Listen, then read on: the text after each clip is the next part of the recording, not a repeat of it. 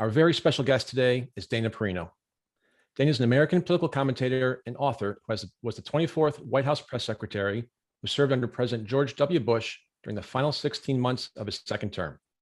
She was the second female White House press secretary after Dee Dee Myers, who served during the Clinton administration. She's also a former book publishing executive at Random House. Dana is well known for her role as a political commentator on the Fox News program, The Five, and recently took on her new role as co-host of the Fox News morning program, America's Newsroom. Donna Perino, welcome to Next Steps Forward. Thanks for having me. Honored to be here. You're obviously a very familiar face to millions of Americans. And so folks tend to think they know you, but there's plenty in your life story that I wasn't aware of, including the fact that you were born in Wyoming and that you and your husband moved to Great Britain for a year. Could you please fill in the blanks about growing up and your career for us?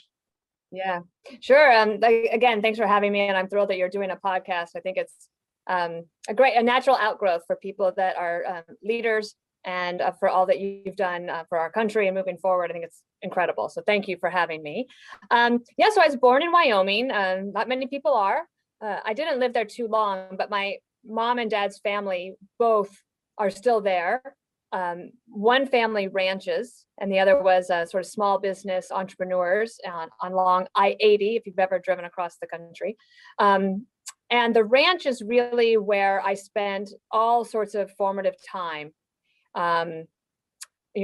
Every Christmas, holiday, entire summer vacations. And I think back on that as being just so important for my understanding of the sort of middle of the country, energy and environmental issues, conservation, for example.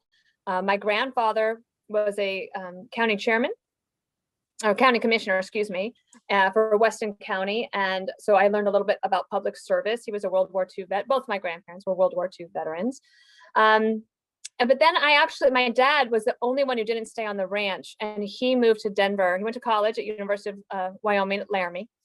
And then we grew up in Denver and then just outside of Denver. And I remember I didn't even see the ocean until I was 16, when we finally went on a big trip to Mexico. And so, but in those years, the other thing that happened, I think that was really formative, was my dad was very into current events. And he subscribed to every magazine and newspaper, and we watched all the news programs.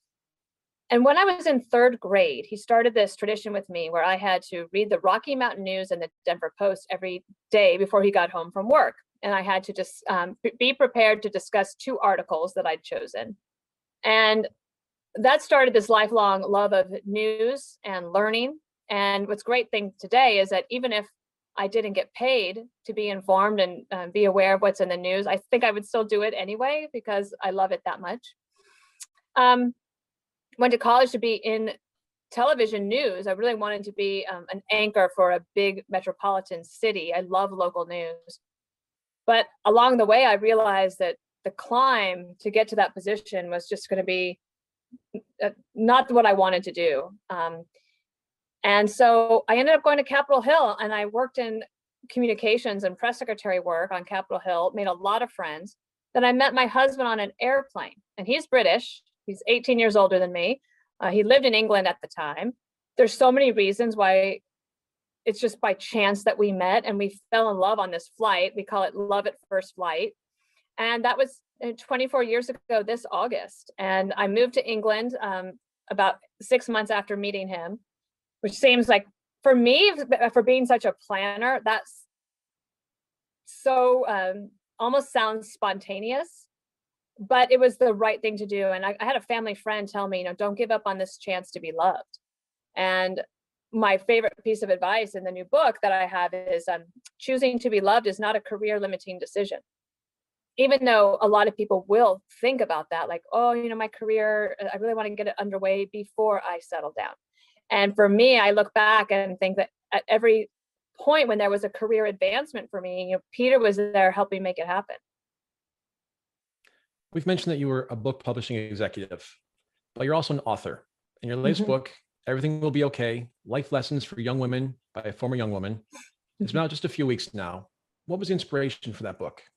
Well, in my first book I wrote, it was kind of an autobiography to explain the story of how does somebody go from being born in Wyoming to being the White House press secretary for George W. Bush.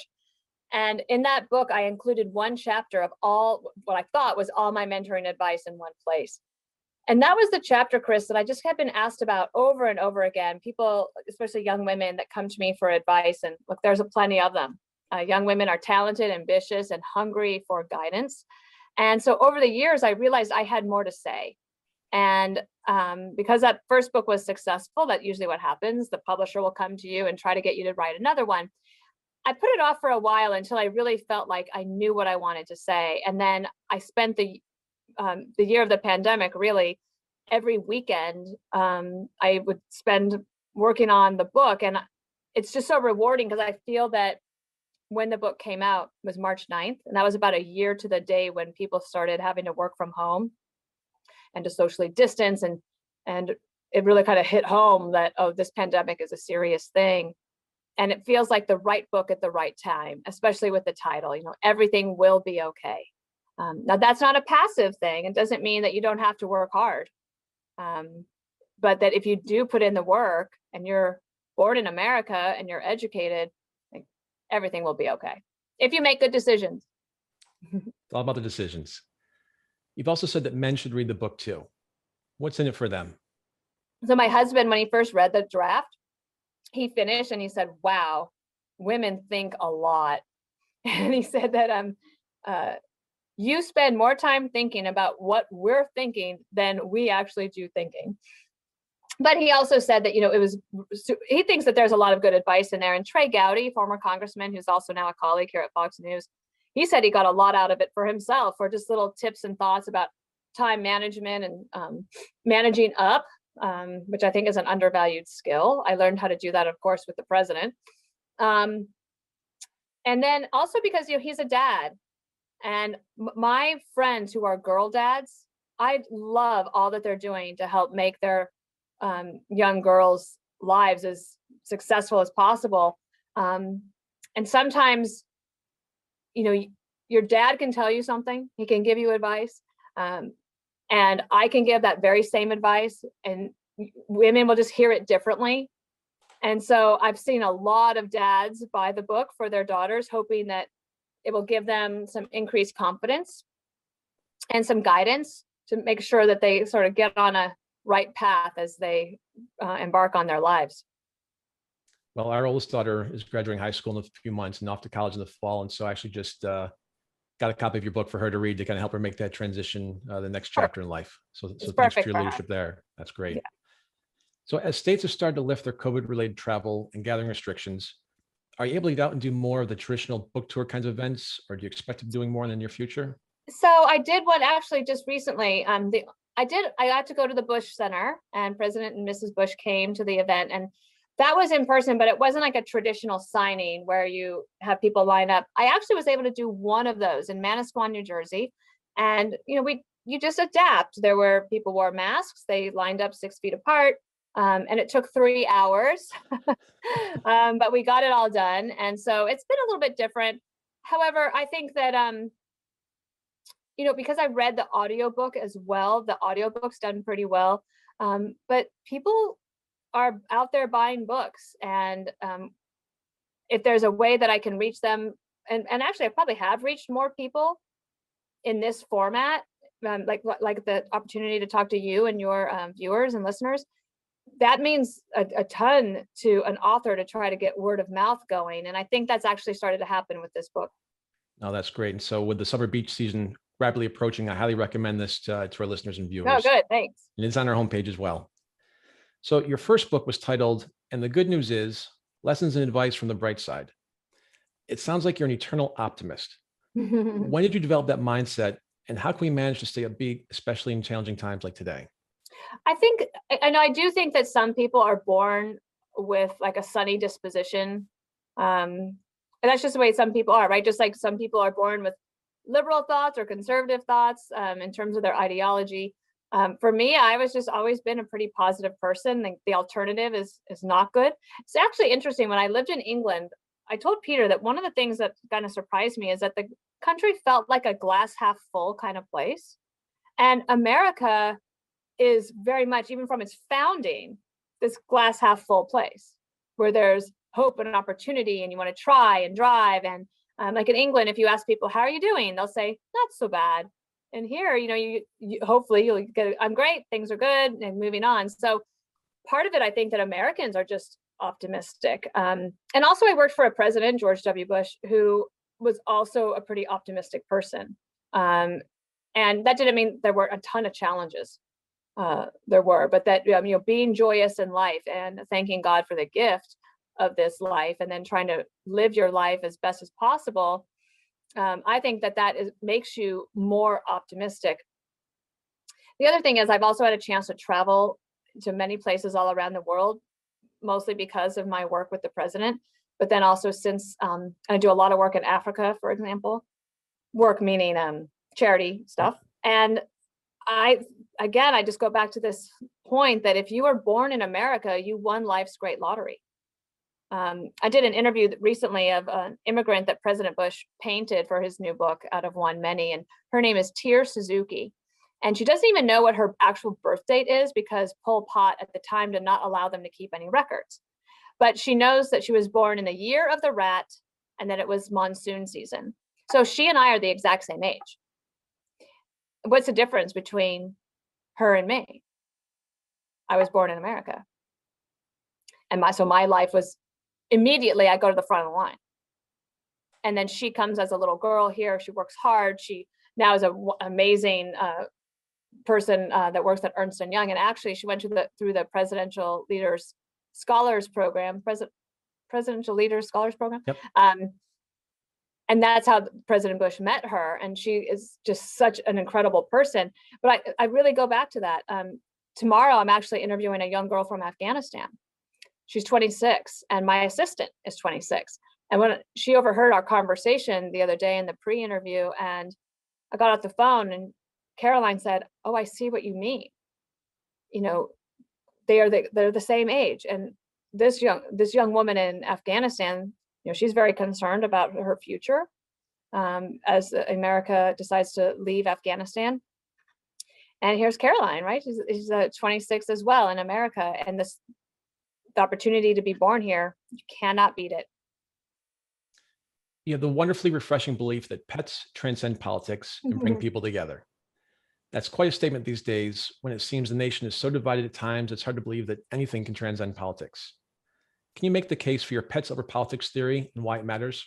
Yeah, sure. Well, just try it in your own life. I can't remember the statistics, but it's something like 70% of Americans have a pet in the home. And Laura Bush used to say that pets make a house a home. So people that have pets, there's a common interest. And there's also, that feeling in your heart of what it's like to love your dog or your cat or your rabbit. Actually, my stepson has a python, which I think is horrendous. I don't understand how he loves this pet, but he does. And so it's a great uniter. It's a great way, a conversation starter. Donna Brazile, who of course ran Al Gore's campaign, prominent Democrat. She and I have been friends for years. She had Chip and I had Henry at the time. Now I have Jasper and she has Zora. Here's Jasper right here. And I just found that it's a great way to set aside politics. I love reading about politics and analyzing politics, but I don't love talking politics. And so sometimes, like, for example, at the dog park, I have a rule, like I don't talk about politics at the dog park. And even when people they dying to ask me something, I hold fast to that principle because that's a place that I want to enjoy. And I don't it in any way, not want to go to the dog park. That's like the best place in New York. Just unwind and be yourself. Yeah. Now that you make a few of those comments, I have a colleague that says dogs bring love, and you just Totally said it right there. And it's really fun to see in the pandemic, all these people empty out the shelters because now they had time to have a dog. And I do think that helps spread joy. I hope that continues. Yep, no question. I mentioned earlier, let me tell you about Jasper speaks to me about your ability to adapt and to move forward. I really like that story because this podcast is about personal empowerment and well-being. An essential ingredient in both is the ability to turn a problem or a challenge into a solution and a triumph. Again, how does someone go about learning to adapt and succeed, especially when they've experienced a major setback? Well, that's a great question. And a lot about this book is helping people for career advancement. But also, I think what's different about my book to others is it's not just about how to get your next job or the raise or the promotion that you're going after, but how to also experience more serenity in your life. I think one of the most important things we've found, and I think a lot of people have realized this in this pandemic year, is that resiliency is a very important characteristic. Employers want to see, how do you bounce back from a mistake or a letdown or a disappointment? Because there's going to be those. You're going to make a mistake on air, like, mispronouncing something. Do you spend the next 4 days beating yourself up, or do you say, oh gosh, let me commit that to memory, I'll never do that again, and move on? Because nobody expects you to be perfect. But I find, especially with women, let's say like something negative happens at work, or they flub a presentation, or maybe they don't get the promotion and a male colleague does, and they'll spend a ton of time beating themselves up over it, rather than saying, okay, what objectively could I have done better? And what can I do to lay out a plan for myself to improve? If you can show that kind of resiliency, that will definitely help you get through all sorts of challenges. I mean, you know that, Chris, obviously, from all that you've done. And I think for the people that you employ or that you work with through Soldier Strong, like, you're looking for the people that can figure out a way to take something like, for example, if you are injured in war, you sacrifice in some way, you could imagine that could just consume people, and that you could spend a lot of time feeling bad for yourself, or you can figure out how to get up off the mat. Can you show that you can take a punch? And the more you do that, the more you realize that everything will be okay, because you have those skills.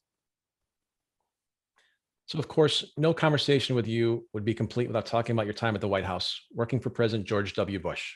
Yeah. I think one of our favorite people, both of ours. Mm-hmm. Yeah. The White House has been described as one of the most remarkable workplaces in the world. What was it like to work there? Gosh, I loved it so much. So we had a chief of staff named Andy Card, you might remember. And when you get the job in the White House, you get to have this private meeting with Andy. And one of the things he said is that that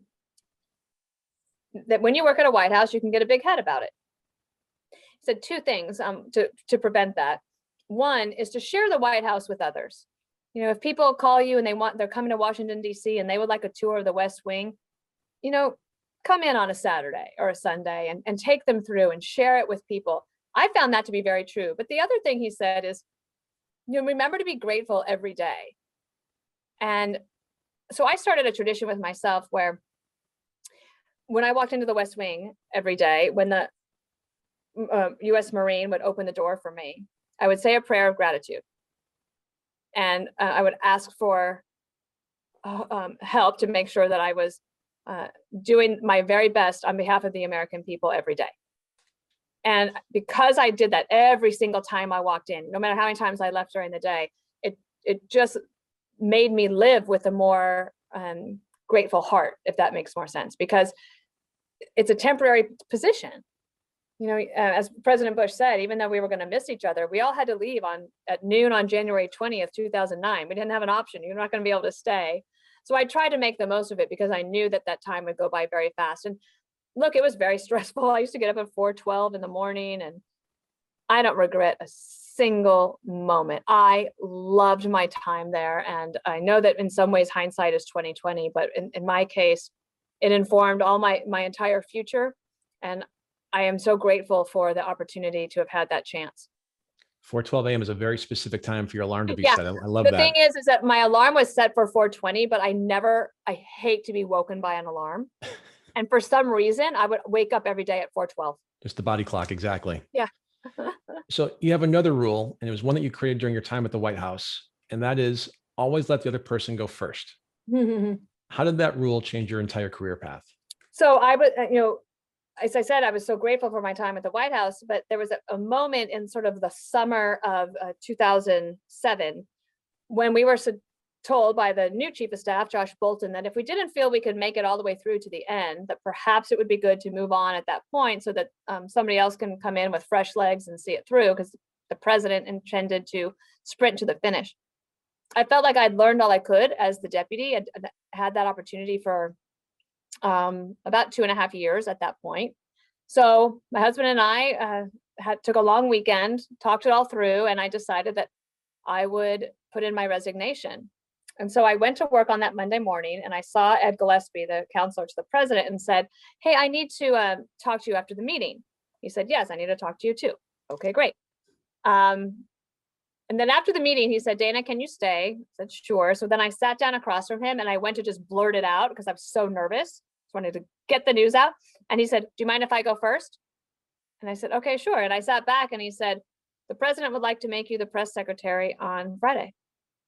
And I said, "Wonderful. What do we need to do to get ready?" And I knew my life had changed dramatically.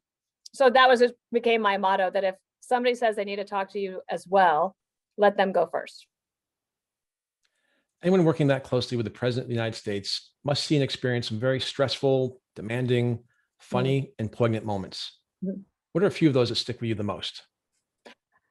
Well, the first one that came to mind was sort of at the end when President Bush invited Barack Obama as the president-elect to the White House, and all the former living presidents as well, for lunch. And he said that at that lunch, they didn't talk about Mideast policy and taxes. They talked about raising children in the White House and sharing some good stories and some goodwill and good cheer. And I'll never forget when I did the photo op, I was standing there with Robert Gibbs, who was Obama's first press secretary. And in that moment, it was like, here we are showing the world once again that we do this very well. Peaceful transitions of power. And sometimes that's tested, but we pull it off because our institutions hold. And so I love that. Of course, there are times when, actually, I remember one time on Marine One, my first trip on Marine One, I was nervous, as you could imagine, in this close quarters. And the president had a boxed lunch that the White House mess had given to him to take with him. And inside was his favorite peanut butter and honey sandwiches and sun chips. And he offered me half of the sandwich. And I said, "Oh, no, thank you. I'm fine." I said, "Come on." And so I sat there eating peanut butter and honey sandwiches with the president of the United States, getting to know him. And that's probably one of my favorite memories. Not many people can say that. I know, especially peanut butter and honey. Exactly. Very specific, like 412. So, Dana, you are, and I hope always will be, the only press secretary injured in a shoe throwing incident at a news conference, Yeah. a presidential news conference, no less. That has to be one of your more unusual experiences. Who throws shoes at new conferences?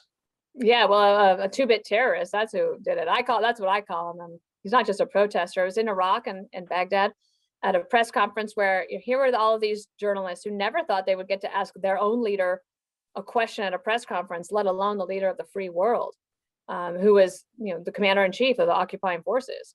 And so that happened. Thankfully, President Bush, he did the duck twice. Thankfully, very good reflexes and an athlete. Because if the shoes had hit him, this would be a very different story. What ended up happening is the lead Secret Service agent lunged forward to protect the president, and he hit this boom mic, and it swung around, and the steel arm caught me right below the eye and gave me a black eye for the last 6 weeks of the administration, which I'm sure our the president's political opponents probably enjoyed and thought that was an apt metaphor. But it hurt so bad, I'll never forget that. So you recently took on a new role at Fox News. I understand that you were nervous about your first day on America's Newsroom, that you had your shoes on the wrong feet. Is this a true Well, story? it was so early. Yeah, it was so early. And I was like rushing. I'm like, oh my gosh, get ready. And I put them, and I started walking down. I'm like, oh. Well, actually, it was our first day back in studio from work from home. So I hadn't worn high heels in a year. So I was like, wow, this is so uncomfortable. And I walked out and I'm like, so uncomfortable. And I get down to the 12th floor and I'm walking to the studio and I'm like, what is wrong? And I took one of the shoes off and I'm like, oh, they're on the wrong feet. That's why it was so uncomfortable. So I admitted it on air as we went to air, and Bill Hemmer didn't know what I was going to say. And I think it broke the ice perfectly for the nerves. And I think that there is something about confident humility that helps people relate to you better and to want to listen to you. So, I'm pretty open about mistakes and silly things like that. We have just a minute or so left. Any parting advice for audience about how they can feel more empowered and achieve their goals? Well, sure. I mean, one, I think that I recommend people study leaders, right? So there's a lot of books that are written about leadership, but also about leaders. And one of the things you can do is go back and read about the people that you admire and what did they do to try to improve their day. One of the things I have here is, like, for example, a to-do list to me should never be longer than 3 things, because you'll never get to 25 things. Of course, you always have 25 things to do, and then the next day you just constantly have it. But can you achieve 3 things a day? Now, that might sound like a simple thing that's not very important, but it actually really helps me to achieve things. And so little tips like that of practical advice really help. But I also think about a Serenity Checklist. And that is where you write down all of your worries and then mark them as to whether you are in control of that issue or not. Like, is that something that you have to deal with, or is it something out of your control? And then, of course, in the Serenity Prayer, the wisdom to know the difference.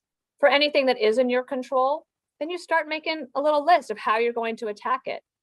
And if you do that consistently, you'll realize that you have the resiliency and the ability to pray about things that you can't control, and to take action over the things that you can. And that gives you more of a serene life, but you're much more likely to be successful in your personal and professional goals if you do that.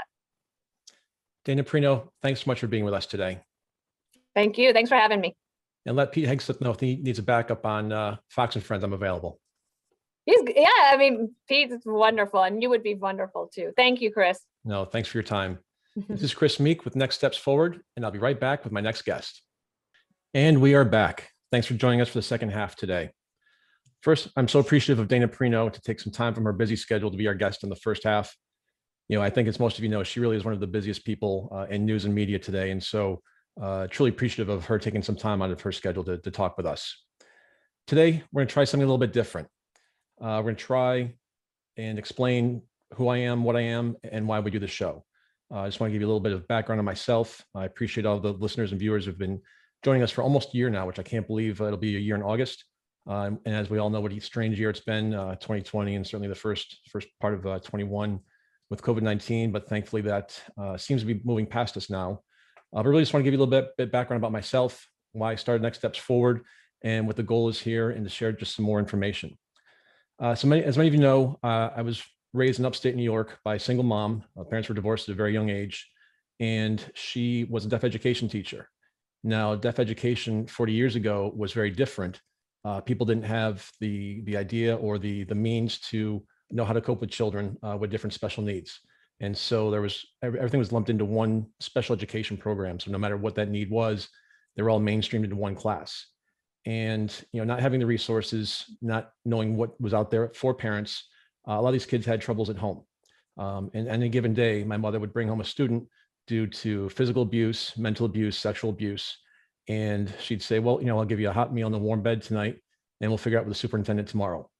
Now, obviously, that's something you could never do today, just given laws, but learn from a very young age that giving back, stepping up when you can, doing something to help somebody when they need some help, giving a hand up, not a handout, is something that's really been instilled with me for the better part of my life. It's for 40, 45 years now.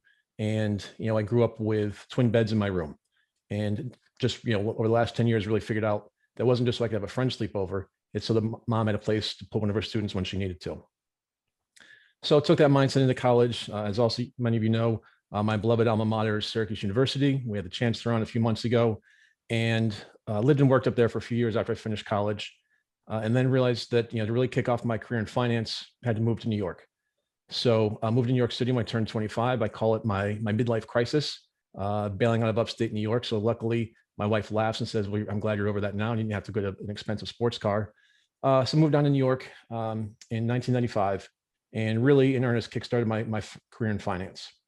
And was working for a small firm that was based out of Chicago, but was in New York. and that firm was later acquired by Goldman Sachs. And so in 1999 was when the acquisition took place. And at the time I was running floor trading operations for that firm. So now we got integrated into Goldman Sachs and was running floor trading operations on September 11th, 2001.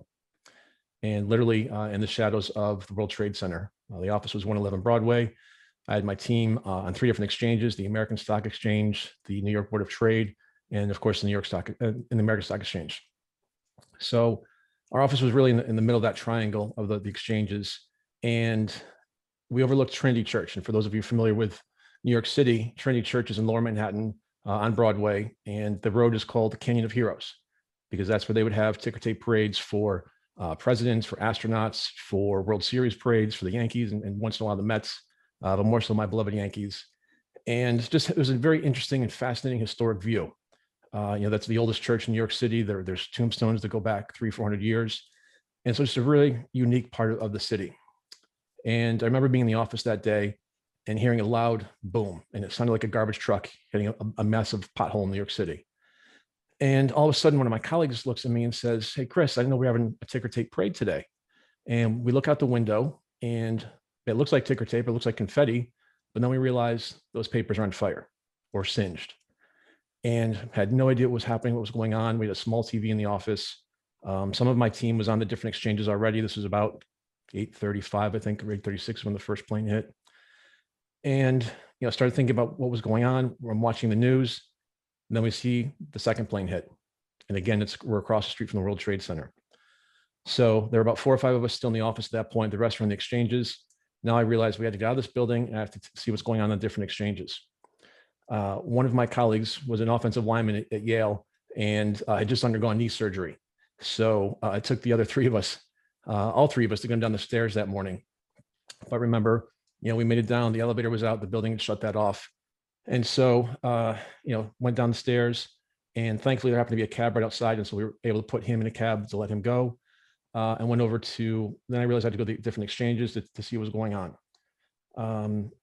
Walked about a half a block out of my way just to go take a look at the World Trade Center and actually see it live and in person, as opposed to looking on the TV in the office. And it's just something that just seared in my mind forever. I remember seeing people jumping because that was their best option. I remember seeing first responders rushing in while everyone else was rushing out. So to make a long story short, thankfully I was able to get my team out from all the different exchanges and everyone got home safely. And that is something that, was really seared in my brain. Obviously I remember every second of every minute of that day, but in particular, it was this sort of 5 or 10 minutes right when we were getting out of 111 Broadway. And so, eventually as I made the trip up to Upper Manhattan on the Upper East Side where my apartment was and to find my wife, I knew I had to do something to give back at some point, but I had no idea what it would look like, when it would be, or how it would be done. So fast forward a few years, the war on terror is now going on. And a friend and mentor of mine who's a former Marine, he always says, you're never a former Marine, you're once a Marine, always a Marine, but he was retired. And he had received a copy of a letter from a Marine in Iraq. And the letter simply said, "We're not living on bases, we're living in Jeeps and foxholes. Can you please send tube socks because we hike all day and throw the old ones away, and baby wipes for personal hygiene?" And that's what they would use to take a shower. So he said, "Chris, I know you're involved in a couple of things locally. Maybe you can put some care packages together." So I saw this as my chance to start and do something small to give back to those who are serving and protecting our freedoms. So I reached out to a local pharmacy where I live in Connecticut and a local sneaker store. The sneaker store, ironically enough, their sock distributor was also a former Marine. So they gave us their socks at cost. And the pharmacy, they said, "Well, we'll give you our wipes at cost, but also whatever you purchase, we'll match dollar for dollar."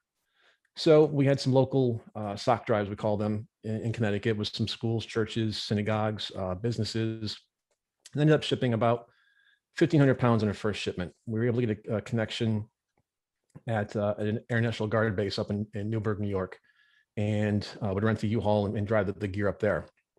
And they'd fly it out for us free of charge, which was a great savings for us. Well, long story short, we get picked up by Elvis Duran, who's in the morning show in New York City, which is nationally syndicated in 80 markets with about 8 million listeners on any given day.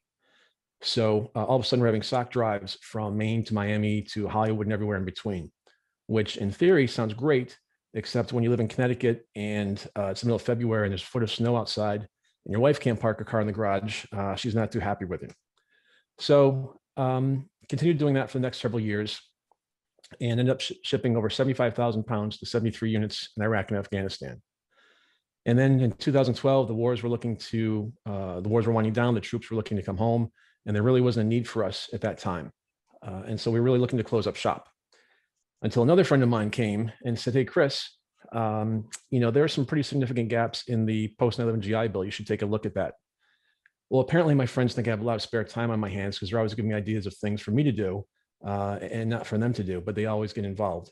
So I did some research and did see that there were some pretty big gaps in that post 9/11 GI Bill. I knew at the time that this is post-financial crisis, but the economy was still a bit shaky. I knew that veteran unemployment was twice the national average. So I started looking into that and figuring out what we could do. Well, we launched 3 different scholarship programs. The organization was originally called Soldier Socks, and then we transitioned into Soldier Strong, which is what we are today. And I'll get into that in a few minutes here. But in doing the research on the scholarships, thought, okay, well, how can we help a veteran transition into civilian life? And the first thing we did was to help us as an organization make that transition was come up with the tagline of helping service members take their next steps forward. And that was focusing on the next steps in the battlefield with tube socks, and now next steps forward in job training and education. So we launched 3 different scholarship programs. One was a generic fund for a veteran to go to any college or trade school of their choice. And the other 2 are what I call sister programs. One is at the Walsh School of Foreign Service at Georgetown University, which is the #1 foreign service school. And the other is, again, at my beloved alma mater, Syracuse, in the Maxwell School, which is the #1 public policy school in the country. So there we were thinking of helping transition veterans into private life, but still doing public service. Now, I'm not sure if any of you have been involved in raising money for scholarships before or not, but it's neither easy nor sexy to do, and really kind of fumbled along with that for several months. Then we came across an article in a magazine on a company based in California, just outside San Francisco, that makes an exoskeleton device. And for those of you unfamiliar with this, that's literally a wearable robot that enables a paralyzed person to stand up and walk again. So through what I call the modern miracle of social media, reached out to the CEO through LinkedIn. I was going to be out in the Bay Area on business a few weeks later than that. He said, Chris, come on out. We'd love to give you a tour of the facility and see what we can do. So I'm a huge James Bond fan. And when I show up at this place, it's a huge former Ford factory. So big, massive space. And the reason I say James Bond is because it was kind of like when Bond goes to CQ to get all of his gadgets when he goes out on a mission, there's all these robotic arms walking around and legs and things like that. And so it was just really fascinating for me to see all this. And I thought, okay, this is something that's really sexy. We can raise some money for this. So after seeing the facility, seeing what they make and what they do, I said, okay, I want to buy 10 of these things. Now, I made one big mistake there. I'm a sales guy, as most of you know. And for those of you in sales, you also know this. I didn't ask how much before I bought them. Well, each device costs $150,000. So I thought, okay, I better get going here. We'd never raised that much in a year before, let alone a multiple of that of 10. And so, really had to get kickstarted on that fundraising. Well, to date, we have donated 25 of these exoskeleton devices to VA medical centers across the country, giving the ability to tens of thousands of veterans the chance to stand up and be eye level with the world again. And I mentioned being eye level with the world again, taking next steps forward, because one of the devices we gave went to the Denver VA a few years ago. And they said, Chris, in addition to using this for physical therapy, we're going to do a mental health study with the device. And I kind of scratched my head and I said, well, Doc, a mental health study on what? And she said, Chris, quite simply, for someone to be able to be standing up and be eye level with the world again. And that really blew my mind. Something as simple as that we all take for granted, was just a fascinating idea to me. And we as an organization had been looking for a few years to get into the mental health space, but it's a big space, it's a crowded space, it's not my specialty, and couldn't figure out where our business model of advanced revolutionary technology would fit in. So I started Googling veterans mental health, which led to post-traumatic stress, which led to suicide. And then that led me to a gentleman named Dr. Skip Rizzo, who was a guest on our show last fall, who's created virtual reality software for post 9/11 veterans. So again, reached out to Dr. Rizzo through LinkedIn, went out to try the equipment in Los Angeles. And this time before committing to it, I said, how much does it cost, Doc? Well, this is much more reasonable. And so we've added that program to Soldier Strong as well. And so what we're doing there is we are donating those to VA medical centers across the country. In the fall of 2019 was when we kicked the program off. And that first one went to the Syracuse VA. And we now have those spread out across the country through 18 different VA hospitals. And I mentioned the background there in terms of Soldier Strong, the organization.